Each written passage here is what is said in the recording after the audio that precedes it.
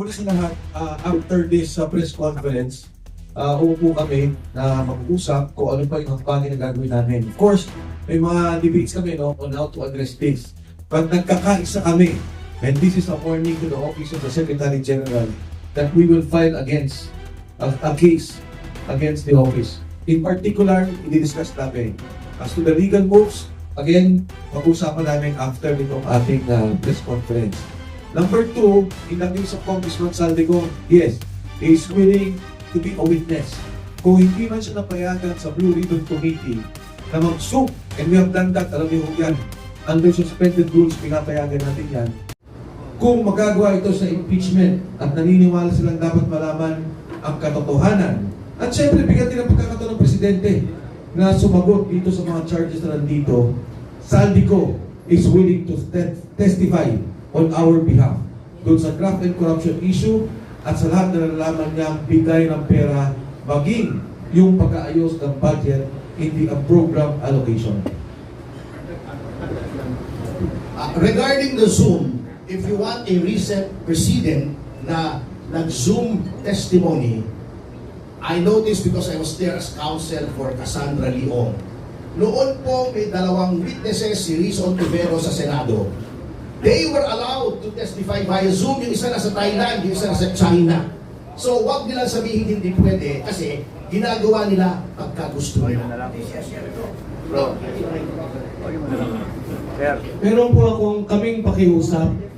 Bantayan po natin itong filing na ito dahil pansinin ninyo, yung kauna-unahang verified impeachment complaint na na-file, walang attachment. Ilang pages ba yun? 15 o 4? 4 pages. 4 pages, talagang final lang. Ang intention noon is para makapag-bar ng 1 year. Nauna yun. Yung second verified impeachment complaint, may mga attachments. That's good.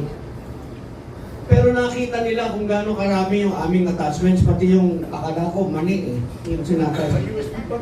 Ang daming USB. So, we have all the documents, we have evidence, and I am sure, almost sure, gagawa sila ng paraan to defeat our complaint. Ang gagawin nila sa Monday is bibilisan nila kasi nasa office na ng ano ng speaker, yung first. Nasa unahan na, no? Paano sa English para ma-preempt? No, really. Nasa office na ng speaker. See? So, nauna na sila. Anong gagawin nila? Ikakalendar na nila doon sa order of business. So, nauna na sa calendar. Yung sa amin, yahabol na lamang. Pag yun na-i-refer sa Committee on Justice, there you are. It is initiated. Alright? Ano ba ibig sabihin ng initiated? Kasi one impeachment complaint, initiated lamang. Initiation means the act of filing followed by an action. And the action is, the action referred to here is the referral to the Committee on Justice. Alright? In fairness, kung gusto nila talagang bigyan ng pagkakataon ng Pangulo na managot, na liwanagin sa taong bayan na siya walang kasalanan, dapat bigyan nila ng pagkakataon ang aming impeachment complaint. Should not be shut down. Sir, yung kisabi ko ba ay voluntary willing siya mag-testify or did you convince him to testify? Sir, yung po kay Saldico, was he voluntarily offered being the state witness o kayo po ay nagkumbinsi sa kanya mag-state? Nung malaman ni Saldico na mag-file ng impeachment complaint at lalo't malaman niya na pinlock, he is willing to testify to enhance the impeachment complaint we have filed. Ang sabi niya, nung nasa Senate, gusto na niya sa Blue Ribbon Committee, hindi siya pinayagan. Inaasahan namin na dito sa impeachment complaint ay papayagan siya mag-testify. I just want to add, sinasabi ni Ferdy, ang nasa hall ito yung si Bernardo. Kasi hindi lang 20 billion ang kinita niya, kilala ko yung ASCO na yan. Hindi lang 20 billion, pero mukhang nagkasundo na sila ni DOJ na 1 billion lang ibabalik. Kaya na tama yung sinasabi that it should be the court who shall decide magkano talaga ang ibabalik. Kasi magdududa tayo na nagkaayusan na ang DOJ at ang testigo. Okay? Mike, Yeah, right. can you give us details on your communications with Sal Dico? Did he call you? Did you call him? What was the purpose of the call? Etc.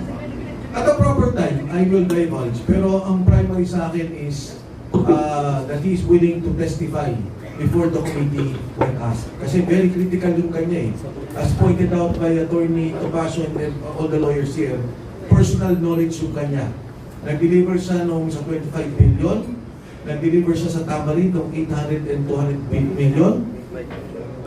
Hindi, iba pa yun. Iba pa yung kay Yusek Bernardo at yung mga deliveries ng pera. So, at the proper time, Matina, magsasalita ko dyan, I will divulge it. Of course, alam kong critical na malaman sino ba lumapit, sino ba nagsalita, at ano yung kanyang interest to present. But what is important here, I think more importantly, is that Saldico is very critical. Sabi nga ni Harold, isang sindikato to na may nagsalita ng nagtuturo. Importanteng malaman natin ang katotohanan dito. Kung walang alam si Presidente, sinasabi niya hindi siya tumatanggap, tingnan natin, ipaliwanag niya.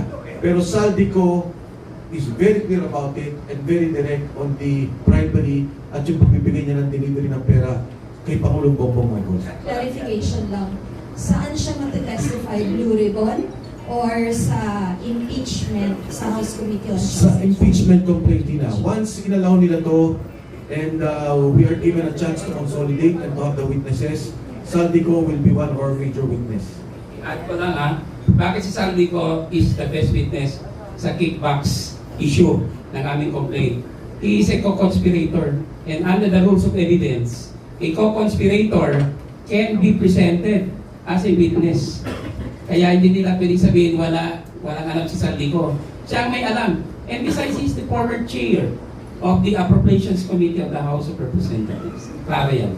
Sir, wala ba kayong nandun, sir? Sa muna. Dito. Okay, go ahead. Follow up lang po dun sa pag-testify or willingness to testify ni Zaldico dun sa impeachment complaint po ninyo. So, kasi yesterday you did not leave a copy with the Office of the House Secretary General. Are you planning to return? Paano po siya mag-testify doon sa impeachment complaint kung wala pa rin nakakain? Nakalagay dito sa impeachment, kung di tanggapin. Kasi yesterday, sir, di ba? Unang-una, hindi tayo nag-iwan. Una sa lahat, ang nag-iwan ka?